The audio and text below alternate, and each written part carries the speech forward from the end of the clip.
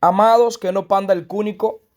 Este contenido que deseo subirles de un servidor que estaba predicando en una iglesia. Nada de contexto, no había ocurrido esto de la reforma fiscal y del revuelo que hay en nuestra sociedad, en nuestro país, República Dominicana. Simplemente en esta iglesia se estaba siguiendo un, una planificación de predicación que ya se había orquestado alrededor de hace un año y algo, desde diciembre del año pasado, más o menos, bueno, desde antes de diciembre ya se estaba orquestando todo esto y no se sabía nada de este tema de la reforma fiscal ni este revuelo que hay. Y para este mes, precisamente, nos correspondió hablar acerca de el profeta Amós. Y la historia del profeta Amós es una historia de injusticia social donde el profeta se levanta a proclamar al pueblo que se arrepientan por los actos de injusticia que hacían y que Dios iba a venir a destruir la nación por los actos de injusticias. Pues entonces viene la pregunta que me gustaría que usted mismo sea el juez. Esta predicación de este amado que compartiremos en adelante, ¿será un llamado de Dios a la nación, al país de la República Dominicana a que se arrepienta, a las élites, a las autoridades acerca de este decreto de la reforma fiscal? Esto es una pregunta que vamos a dejar al aire que me gustaría que usted pueda responder después que usted escuche la predicación. Antes de entrar a la predicación, me encontré unos cortes del pueblo proclamando la situación, quejándose de la situación, a la cual quisiera presentarle dos extractos cortos de estos videos para que usted pueda tener un poco de contexto si nos escucha desde otro país. Así que mi nombre es Emmanuel Pérez y bienvenidos al canal Bíblico Cristiano. Esto no empezó ahora. Estamos ante un régimen que ha tomado 45 mil millones de dólares. Y quiero que tomen nota de esto. 45 mil millones de dólares prestados en 4 años y días. Supera la cifra récord de todos los endeudamientos en los que ha incurrido el Estado Dominicano desde Pedro Santana hasta el presidente que tuvimos en el año 2020. Este régimen ha superado en 4 años 776 años de endeudamiento en nuestra historia republicana. Antes de hablar de una reforma fiscal a este pueblo, hay que decirle dónde está ese dinero. ¿Dónde están estos 45 mil millones de dólares que se han cogido prestado? Para que tengamos en contexto qué es un volumen, una masa económica monetaria de 45 mil millones de dólares. Con esto se instalarían 17.200 megavatios. Óigame bien, República Dominicana con 3.000 megavatios tiene 24 horas de energía eléctrica. Con esos 45 mil millones de dólares hubiéramos instalado 17.200 megavatios. Energía suficiente para abastecer a bajo costo toda la demanda nacional y exportar 14.000 megavatios a todas las islas que tenemos a nuestro alrededor. Con esos 45 mil millones de dólares se hubieran construido 52 líneas del metro, como la primera línea del metro de Santo Domingo. ¿Dónde están esas líneas del metro? Con esos 45 mil millones de dólares. Pasó el tiempo. ¿Cómo va a ser? ¿Pero cómo va a ser?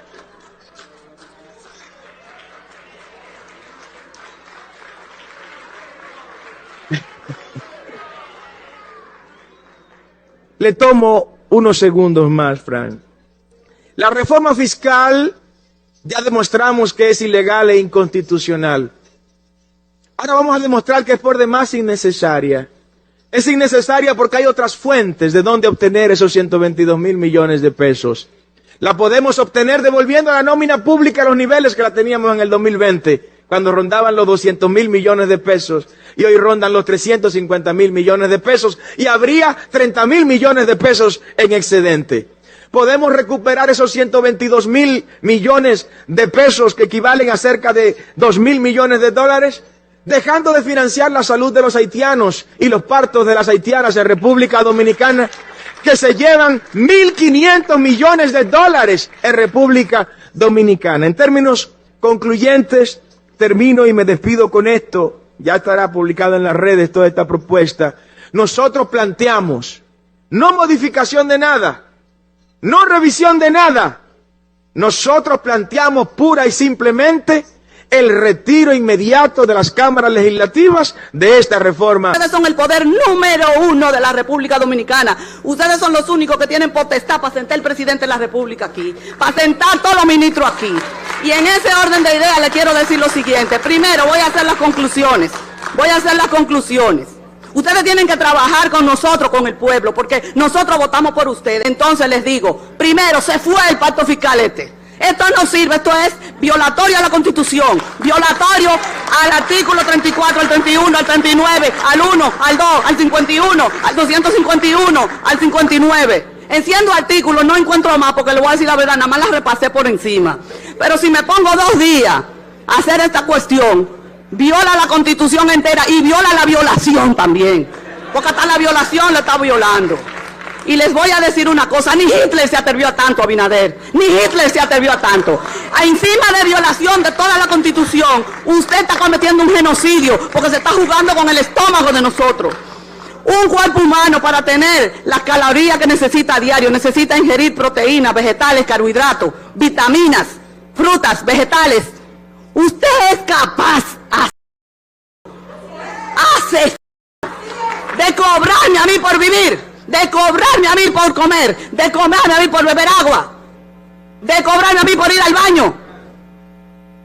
Yo no sé cómo ustedes, diputados, ustedes no dependen de presidente ni que pertenezcan a un partido, ustedes pertenecen al pueblo, respóndanos a nosotros. Ustedes no saben que si ustedes no responden a nosotros, ustedes son los futuros presidentes y los futuros ministros que nosotros vamos a sacar. ¿Por qué es que ustedes están en contra del pueblo? Esto ustedes lo tienen que partir. Esto, aquí están todos los sectores representados. Lo he visto desfilar desde que llegué aquí. Ustedes saben por qué han desfilado todos los sectores aquí. Porque esto se hizo sin consenso. Esto es un enlatado. Un enlatado que hicieron los organismos internacionales, de lo cual ustedes son culpables por estar de manera irresponsable. Un préstamo. Miren, aquí se han hecho 15 reformas en menos de 40 años. Y le voy a recordar una, la primera. 1984, yo estaba cogiendo un examen de biología en la universidad. Y todo el mundo lo único que me decía, yo de 16 años, que estaba en la universidad. Así fue que comenzó el 65. Miren, los dominicanos da brega para ponernos de acuerdo. Pero cuando nosotros nos ponemos de acuerdo son feroces. El pueblo está así. No repitan a los 40 años, 1984, que estamos contando los muertos todavía. Esto es una irresponsabilidad macroscópica, en mayúscula, universal, yo no me encuentro ni cómo decirlo.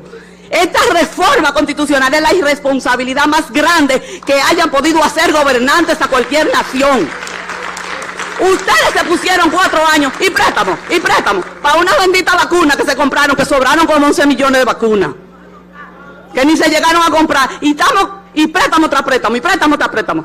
Cuando se hacen reformas fiscales, para nosotros, tapar el déficit fiscal significa mala administración. Es decir, que nosotros tenemos 40 años de mala administración gubernamental. Llegó el tiempo de que se hagan auditorías a todos los préstamos que se han tomado. Que se haga auditoría a todo el gasto corriente del gobierno. Que se le haga auditoría a los barrilitos y a los cofrecitos de ustedes. Que se le haga auditoría a todas las exoneraciones que se le han dado a ustedes. Que yo no sé por qué ustedes tienen 2 exoneraciones por pedido cuando un carro dura 10 años. Y no sé por qué se le da a ustedes exoneraciones de vehículos de más de $25,000. No sé por qué se le da exoneración a ustedes de $30,000 y $4,000. Y les voy a decir otra cosa. Para la calle vamos si esto no se resuelve. Aquí nadie ha tenido el valor de decir qué es lo que está pasando. Y les voy a decir otra cosa. El pueblo dominicano no se le ha pavimentado una calle que no ha sido con sangre.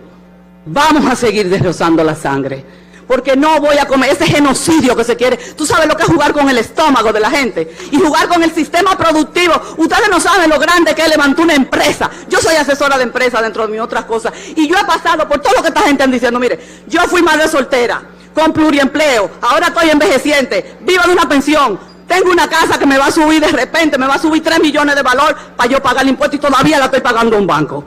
Déjense de estar provocando al pueblo. Déjense de estar para que no le salga el diablo, porque le va a salir el demonio. Muchas gracias.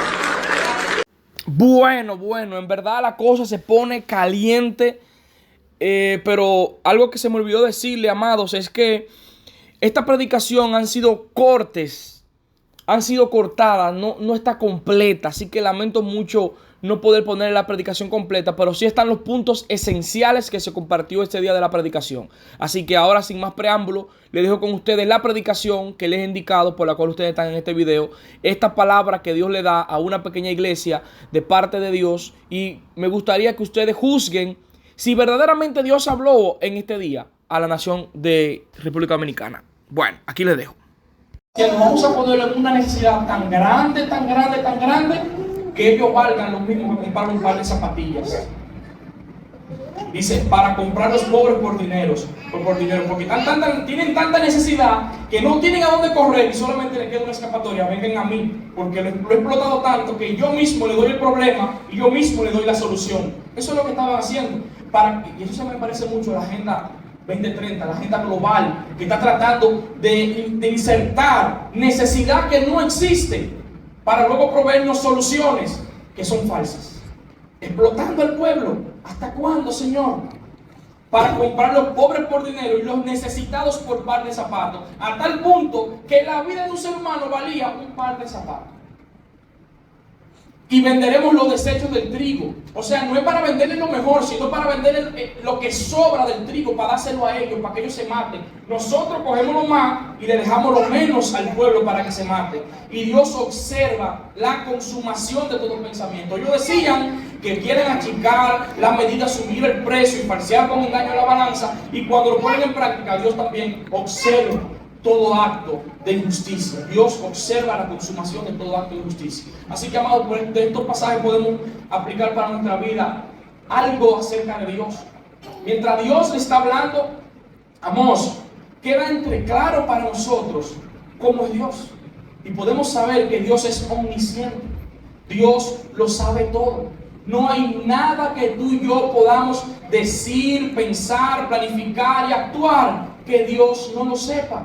Dios tiene todo bajo control. Dios es soberano. Dios lo sabe todo y eso tiene que llamarnos a nosotros la reflexión de mirar cómo andamos, porque Dios está pendiente de todos actos de injusticia, todas malas negociaciones, todos aquellos negocios que buscan explotar a otras personas, hasta subir el precio de un producto, hasta engañar a una persona, hasta usar de una persona con palabras. Dios está atento de cada uno de nuestros actos y pensamientos y está pendiente a todos los actos de injusticia. Todo lo observa, nada escapa de sus manos, todo lo tiene bajo control. Salmo 139 lo tenemos aquí, versículos 2 y 5 dice: el salmista dice, tú has conocido mi sentarme y mi levantarme. O sea que Dios está pendiente de nosotros, que sabe cuando usted se sentó y se levantó. Hasta has entendido desde lejos mis pensamientos, has escudriñado mi andar y mi reposo, y todos mis caminos te son conocidos. Pues aún no está la palabra en mi lengua, y he aquí, oh Jehová, tú la sabes toda. Detrás y delante me rodeaste, y sobre mí pusiste tu mano. Pues Dios observa todo acto, Dios está presente en todo acto de injusticia que podemos cometer o que han cometido contra nosotros. Por esto debemos pensar en cómo tú y yo estamos andando. Él conoce nuestras planificaciones y proyectos, nuestras palabras y pensamientos, nuestros actos, por más silenciosos y ocultos. Dios lo conoce todo. A Dios no podemos engañar. Yo tal vez puedo empañarlos, poner muchos de fumitos, poner muchos de gelatina y engañarlos a ustedes. Pero a Dios nadie puede engañar. Por otro lado, debemos confiar en Dios, en nuestro Dios. ¿Por qué? Porque Él observa cuando somos tratados injustamente. Por un lado está de que yo puedo ser el que puedo tratar a una persona injustamente, y Dios lo observa. Pero por otro lado puede ser que a mí me hayan tratado injustamente, y eso también es un consuelo para nosotros. ¿Por qué? Porque Dios observa todo acto de injusticia sobre la tierra. Por ejemplo, una pregunta reflexiva: ¿no te dieron tus prestaciones laborales? Y por eso te sientes defraudado, tú que le dedicaste tantos años a esa empresa y abusaron de ti. Te estafaron en cualquier negociación, cualquier planificación, cualquier cosa que hayas hecho. Hicieron un juicio de valor sobre tu persona sin tener toda la información. Todo esto es acto de injusticia. La canasta familiar aumenta rápidamente. mientras el sueldo le impagó. ¿Te sientes identificado, al igual que yo, de todo acto de injusticia sobre la tierra? Amados, las injusticias existen. Y lo que sí tenemos que saber en esta parte es que Dios observa todo acto de injusticia. ¿Qué hace Dios con la injusticia? Dios observa. Número 2, decíamos que Dios observa los actos de injusticia. ¿Y qué hace más? No lo olvida. Esperemos que no lo olvidemos después de terminar la predicación, por lo menos esa 3 ideas. Pero no hay ningún acto de injusticia. Dice el pasaje: juró Jehová por la gloria de Jacob, no me olvidaré jamás de todas sus obras. No se estremecerá la tierra sobre esto, no llorará todo habitante de ella. Subirá toda como un río y crecerá y mermará como el río de Egipto. Dios jura por la obra que ha realizado en Israel, en su pueblo. Cuando Él dice, lo juro por el orgullo, por la gloria de Israel. Quien me ha dado la gloria a Israel, quien ha levantado a Israel, quien ha liberado a Israel, ha sido Dios. Así que lo que Dios está diciendo es: yo juro por mi propia acción que yo hago a Israel, por la misma gloria que le he dado a Israel, lo estoy jurando. No me olvidaré de todas sus obras, de todo acto de injusticia. Y lo que Dios jura, amados, Él lo cumple. El versículo 8 me dice, permítanme aquí hacer como una interpretación de lo que me llamó la atención. El pasaje, el versículo 8 dice: no se estremecerá la tierra sobre esto, en forma de pregunta, refiriéndose como si hubiese un terremoto, una idea. Y eso me llevó a conectarlo con el versículo 1 de Amós, donde dice la palabra de Amós, que fue uno de los pastores de Tecoa, que profetizó acerca de Israel en días de Usías, rey de Judá, y en días de Jeroboam, hijo de Joás, rey de Israel, 2 años antes del terremoto. O sea que, para que uno pueda comprender un poco más, posiblemente el libro de Amós se escribió después que ha ocurrido todo. Y por eso le dice, eso se escribió, eso pasó 2 días antes del terremoto. Y cuando Amós está hablando aquí que no se estremecerá la tierra, posiblemente podemos interpretar de que Dios envió un juicio de un gran terremoto, como lo dice el versículo 1, a estos habitantes, precisamente la forma para destruir toda su edificación, por lo cual ellos se sienten orgullosos. Mira lo que construimos, mira lo que hemos hecho, no necesitamos a Dios, podemos nosotros solos, vamos a explotar el pueblo. Y Dios destruyó los cultivos y destruyó la obra majestuosa que había hecho a través de un terremoto. Por tanto, Dios cumple lo que dice. Y Dios ha dicho que no me olvidaré de todas sus obras. Pero aquí tengo que hacer una aclaración, porque hay pasajes en la Biblia que nos dicen que Dios no recordará ninguno de nuestros actos, lo lanzará como del oriente al occidente, y no tomará en cuenta ninguno de nuestros pecados pasados. Entonces yo te estoy diciendo que Dios no olvidará nuestros actos de injusticia, porque hay como una inconsistencia en la idea. Lo que pasa es que Dios no olvidará los actos de injusticia no arrepentidos. Cuando ya te has arrepentido, Dios olvidará, pondrá por un lado, lo separará del oriente hacia el occidente, pero el corazón no arrepentido, Dios no olvidará los actos que ha hecho, y por tanto, la idea final la vamos a compartir en breve, castigará todo acto de injusticia. Dice Amós capítulo 5, Dios le está diciendo al pueblo: arrepiéntanse, vuélvanse a mí, retornen a mí. Antes de darle este juicio severo, donde ya no hay vuelta atrás, Dios le está diciendo vez tras vez: arrepiéntanse, busquen del Señor. Dice el capítulo 5, 6, 9: buscad a Jehová y vivid, no sea que acometa como fuego a la casa de José y la consuma. Si no se arrepienten, voy a acabar con todo, voy a destruir, sin haber en Betel quien le apague. Los que convertís en ajeno el juicio y la justicia la echáis por tierra. Buscad al que hace las Pleiades y el Orión, y vuelve las tinieblas en mañana, y hace oscurecer el día como la noche, el que llama las aguas del mar y las derrama sobre la faz de la tierra. Jehová es su nombre, que da esfuerzo al despojador sobre el fuerte, y que hace que el despojador venga sobre la fortaleza. Dios se lo está advirtiendo: Israel, arrepiéntanse, si no voy a tener que venir sobre el castigo, un castigo que no podrá evitarlo nadie. Pero ya le he dado oportunidades para que el pueblo se arrepienta. Y por eso podemos decir de que Dios no olvida ningún acto de justicia de aquellos que con corazón humilde se han arrepentido. Dice Salmo 119, 12. ¿Quién podrá entender sus propios errores? Dice el salmista.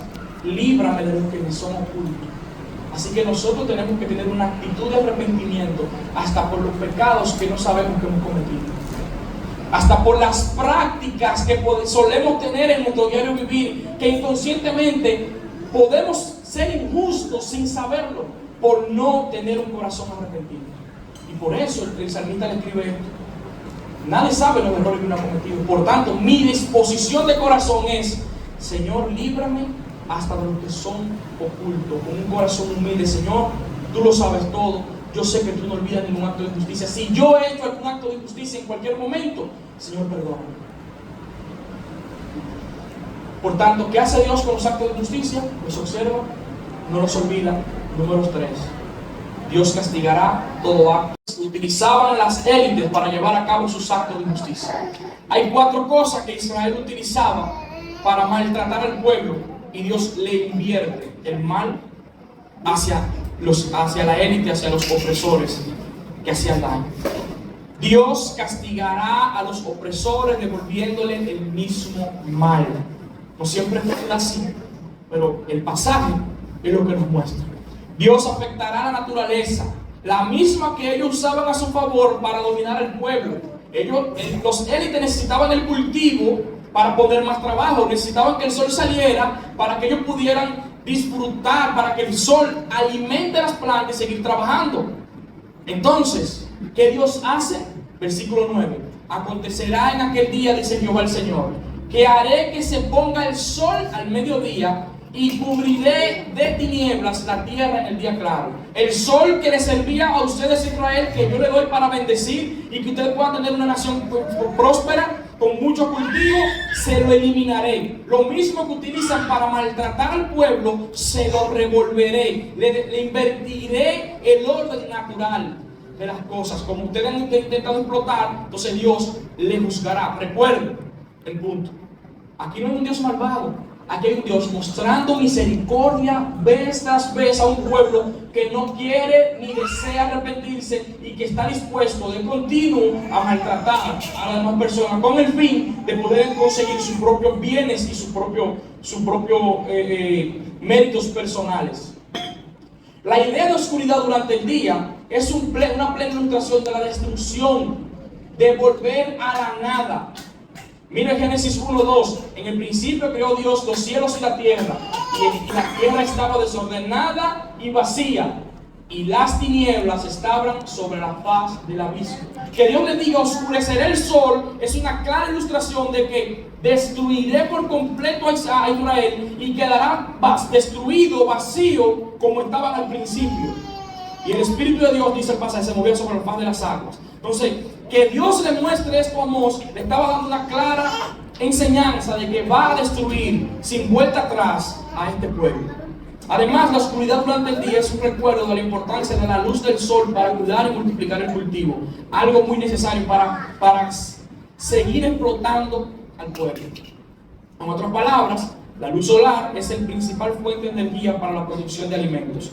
Al quitarle la luz solar, no hay alimento ni explotación. Dios le devuelve el mal a los líderes. Dios castigará. Dios no se quedará de brazos cruzados cuando ve la injusticia florecer en la humanidad. Aunque nosotros en nuestro corazón humano, en nuestra visión corta y limitada, pensamos que estamos perdidos. Pensamos que este acto de injusticia que han cometido contra mí ya acabó, ya no puedo seguir hacia adelante. Fue demasiado, no hay justicia en mi país, la policía abusan, en todo lugar los médicos abusan, a mí me cobran más caro que en cualquier otro lugar, a mí me han maltratado. Dios castigará todo acto de injusticia. Dios transformará la alegría. Recuerden que lo que estoy tratando de compartir en este punto es que Dios devolverá el mismo mal. Número 1, invertirá el orden natural.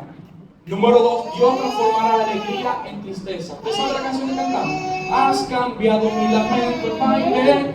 Aquí has cambiado mi gozo en tristeza. No da mucha risa, pero es la idea. Dios transformará la alegría en tristeza. Lo mismo que hacían al poner carga al obedecer a Dios. El pueblo se reunía en un día festivo para cantar, gozarse y alabar a Dios. Porque el pueblo quería en gratitud servirle a Dios mientras ellos estaban pensando en cómo lo iban a explotar. Así que el día de reposo se volvía una carga para el pueblo. El día hermoso de gozarse en el Señor es una fastidiosa carga. Otra vez, a lo mismo, a la carga. Y Dios ha dicho que le invertirá esto mismo, cambiándole la alegría por tristeza. Dice el versículo 10. Cambiaré vuestras fiestas en lloro y todos vuestros cantares en lamentaciones. Y haré poner cilicio sobre todo lomo y que se rape toda la cabeza. Y se rape toda la cabeza.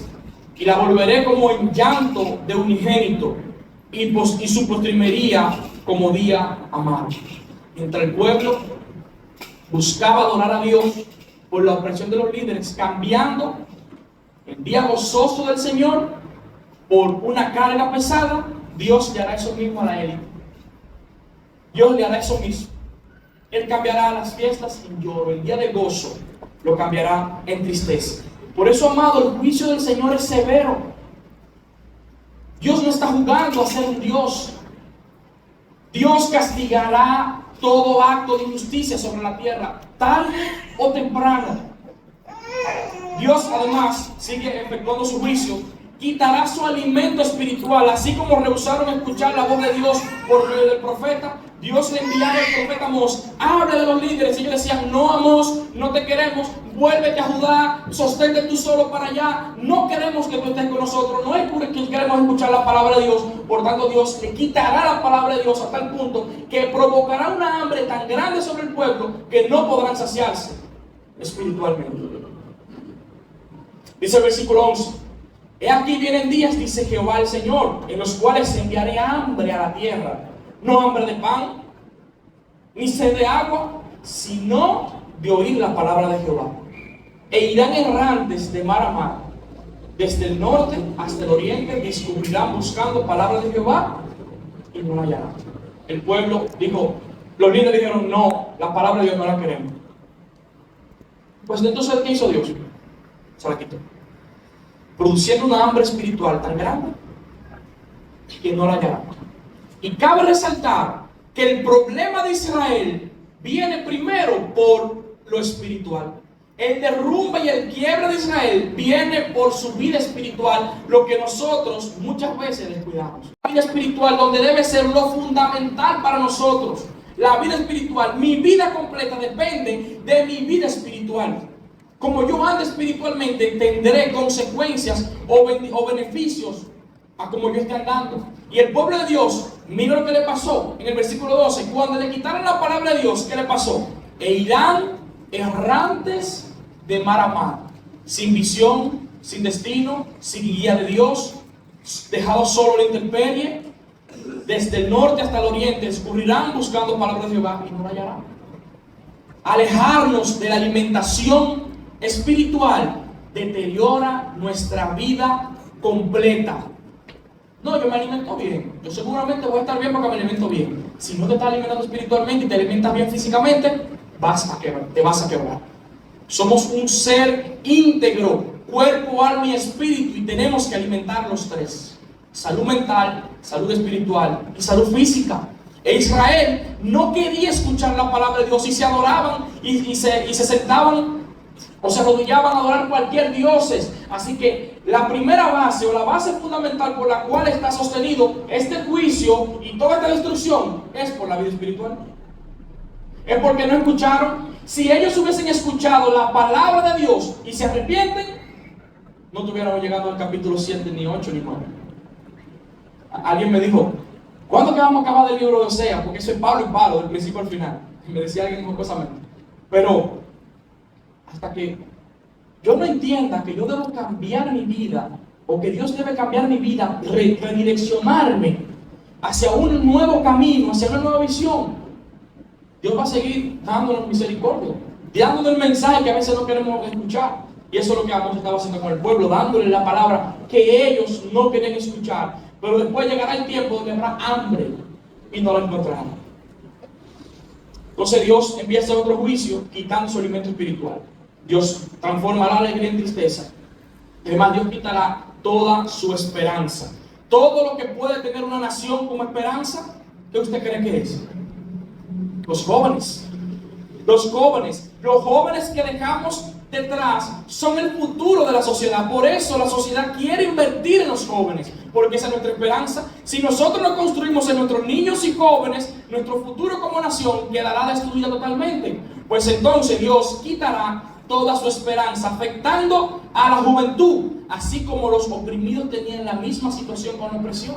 Estos padres cargados no pueden dirigir bien a sus hijos por el cúmulo de opresión que reciben del Estado. Entonces Dios le quitará a estas altas alcurnias su orgullo, lo que ellos creen, porque usted sabe que en estas gamas altas siempre sus hijos son los que se quedan con el negocio, son los que heredan. Y si tú le quitas la heredad, perdieron todo, no le queda nada. Entonces Dios quitará toda la esperanza de Israel, así como ellos se la quitaron al pueblo. Dice el versículo 13: en aquel tiempo las doncellas hermosas y los jóvenes desmayarán de sed. Los que juran por el pecado de Samaria y dicen: por tu Dios, oh Dan, y por el camino de Berseba caerán y nunca más se levantarán. Así que Dios afectará a la juventud de este pueblo. Y esto nos dice que Dios castiga severamente a Israel. Amados, esto debe llamarnos la atención a nosotros fuertemente, porque Dios no está hablando aquí de que está castigando a los inconversos. No está diciendo que son a la nación más podrida del mundo. Él se supone que es a su pueblo, a lo que Él escogió. Esta es su gente. Y por eso debería llamarnos la atención profundamente a nosotros. Que Dios castigue severamente a Israel debe llamar nuestra atención para no jugar con el pecado. Él no está jugando a ser Dios, se lo mencioné al principio. Él no está jugando a ser un Dios justo. Él es Dios justo. Amados, y a veces hemos puesto de lado los atributos de Dios, especialmente su justicia. Y precisamente Dios se presenta como el juez justo, quien juzgará en el día final. Todos nosotros hablamos de salvación porque estamos hablando de justicia. Todos nosotros hablamos acerca de Cristo porque hablamos de justicia. Hablamos del bien convivir, el bien trato los unos con los otros. Esto es el trato justo. Justicia Dios espera de su pueblo. Dios se presenta en el libro de Amós como el Dios justo, con un alto nivel y compromiso con la justicia social.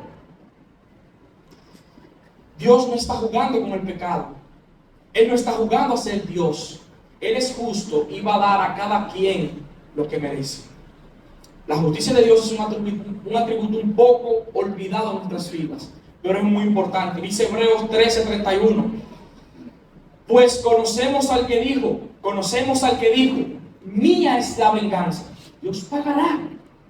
Yo daré el pago, dice el Señor. Y otra vez, Él juzgará a su pueblo. ¿A quiénes va a juzgar?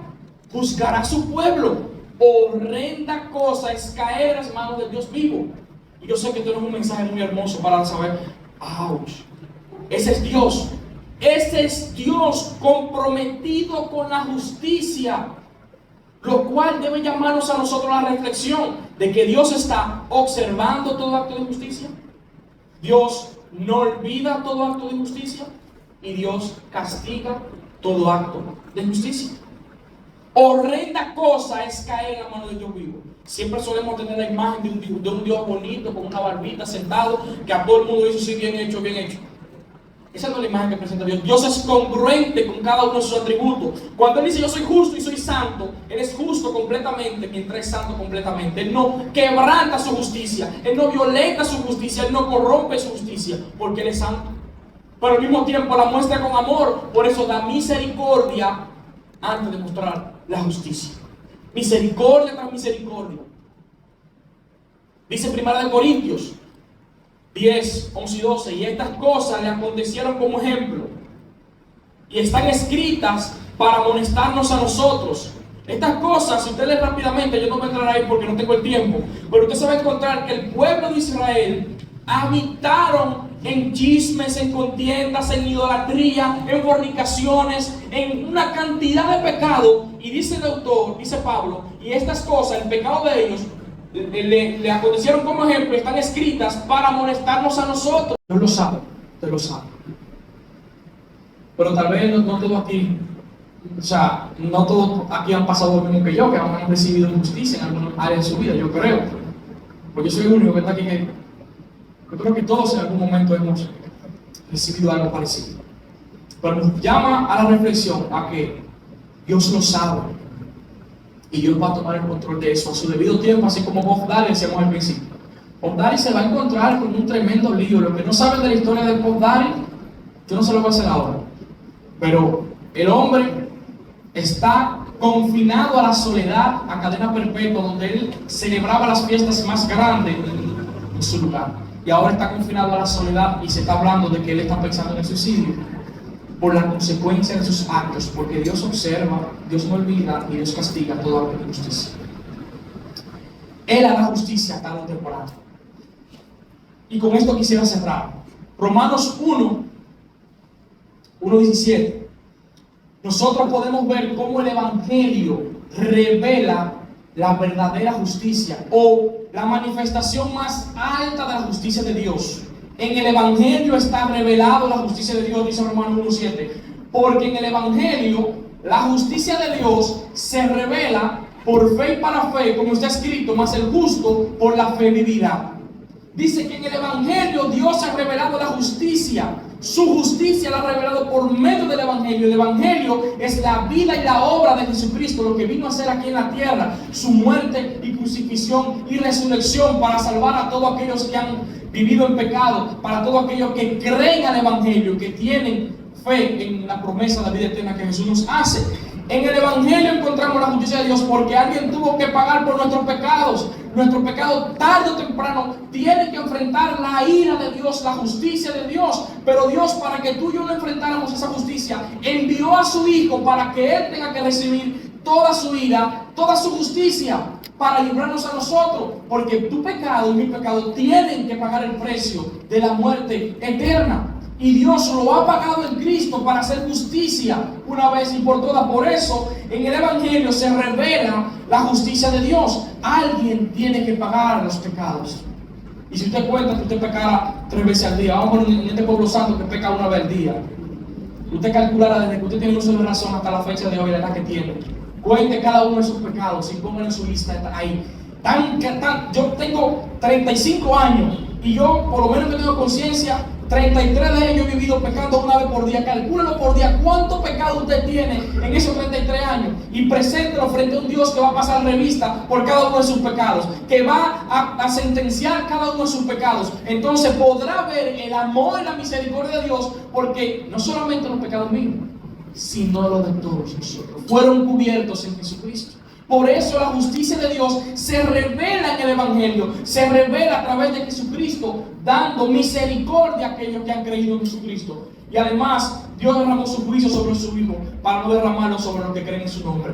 En el Evangelio, además, encontramos la justicia de Dios, porque por medio de él podemos nosotros ser hallados justos y vivir en justicia. El Evangelio no solamente me salva, el Evangelio no solamente me justifica y me pone bien delante de Dios, sino que el Evangelio me lleva a vivir agradable delante de los demás, a tener una conducta piedosa delante de los demás, porque Dios me ha salvado para que yo sea santo, para que yo viva en amor con los demás, para que yo no cometa actos de injusticias, para que yo sea justo como Él es justo. Dice Filipenses 1:27, solamente que os comportéis como es digno del Evangelio de Cristo. O sea que el Evangelio de Cristo conlleva un comportamiento. Sí, conlleva un comportamiento justo, porque dice, Dios se revela por fe y para fe, mas el justo por la fe vivirá. Así que el Evangelio también es un estilo de vida. Por eso se revela para justicia, para ponernos bien delante de Dios, para que nos lleve también a relacionarnos correctamente delante de los demás y tener carácter justo delante de los demás. Por eso Dios ha revelado su justicia en Cristo, en el Evangelio. Para que cuando, dice el pasaje, para que, o sea que yo vaya a veros, o que esté ausente, oiga de vosotros que estáis firmes en mi espíritu.